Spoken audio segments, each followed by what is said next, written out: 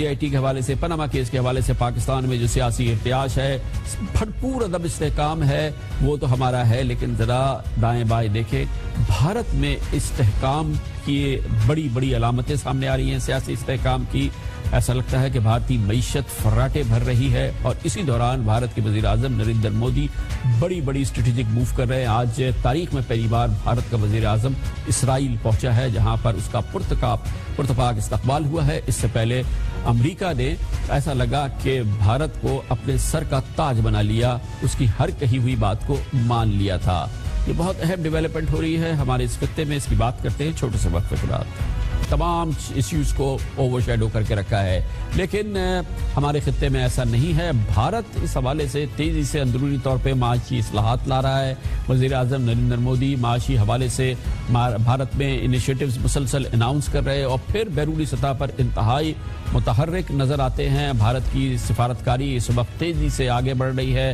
پاکستان اپنے مسائل میں، اندرونی مسائل میں الجھا ہوا ہے۔ دوسری جانب آج بھارتی وزیر اعظم نریندر مودی پہلی بار تاریخ میں اسرائیل کے دورے پہ پہنچنے والے بھارت کے پہلے وزیر اعظم پہنچے۔ یہ کسی بھی بھارتی وزیر اعظم کا پہلا دورہ اسرائیل ہے، اور جہاں پر آپ نے دیکھا کہ کس انداز سے اسرائیلی وزیر اعظم نیتن یاہو اور ان کی کابینہ کے اراکین اور اسرائیل کی 50 اہم ترین شخصیات نے ان کا بھرپور استقبال کیا۔ نیتن یاہو نے ان کو اس طرح سے گلے لگایا جیسے کہ وہ ان کے کوئی انتہائی قریبی دوست اور قریبی ساتھی ہیں، اور اسرائیل اور بھارت کے درمیان تعلقات کے حوالے سے ایک نئی ڈیولپمنٹ ہوئی ہے، جس میں خاص طور پہ اس بات کا ذکر کیا گیا ہے کہ اسرائیل اور بھارت اپنے دفاعی تعلقات کو بھی آگے بڑھائیں گے، اور انسداد دہشت گردی کے حوالے سے بھی ایک دوسرے کی مدد کریں گے۔ انٹیلیجنس امور کے حوالے سے اطلاعات کے مطابق بھارت کی خفیہ ایجنسی را اور اسرائیل کی خفیہ ایجنسی موساد کے درمیان بھی نئے معاہدات کی اطلاعات ہیں،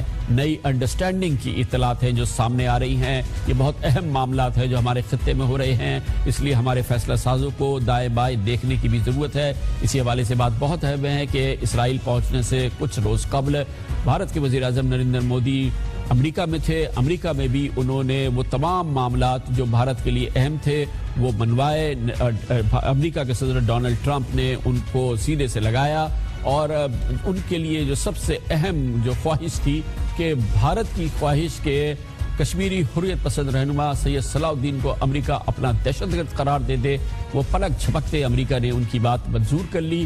اسی لیے نریندر مودی نے کہا کہ ہم بھرپور پارٹنر بن گئے ہیں۔ دونوں دیشوں میں encourage productivity, growth, job creation اور بریک تھرو ٹیکنالوجیز پر اسٹرانگ انگیجمنٹ ہماری کوآپریشن میں تथा संबंधों के मोमेंटम को स्ट्रांग ड्राइवर्स रहेंगे।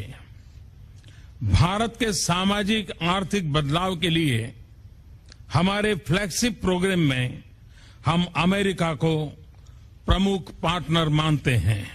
ट्रेड, कॉमर्स और निवेश लिंक्स का भरपूर विकास हमारे प्रयासों की साझी प्राथमिकता होगी। ایک جانب نریندر مودی واشنگٹن سے لے کے تل ابیب تک بہت متحرک نظر آ رہے ہیں، دوسری جانب اندرونی مسائل پہ بھی ان کی نگاہ ہے۔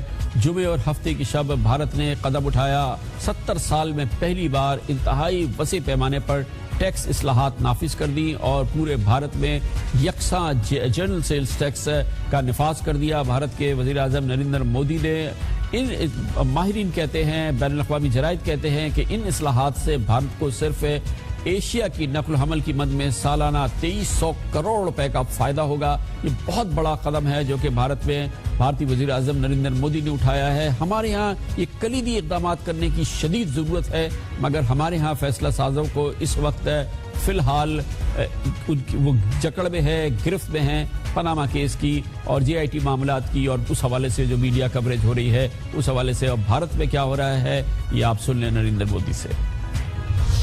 GST न्यू इंडिया की एक टैक्स व्यवस्था है। GST डिजिटल भारत की टैक्स व्यवस्था है।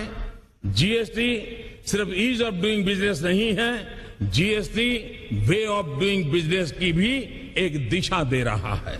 GST सिर्फ एक टैक्स रिफॉर्म नहीं है, लेकिन वो आर्थिक रिफॉर्म का भी एक अहम कदम है। कानून भले कहता हो कि गुड्स एंड सर्विस टैक्स, लेकिन हकीकत में ये गुड एंड सिंपल टैक्स है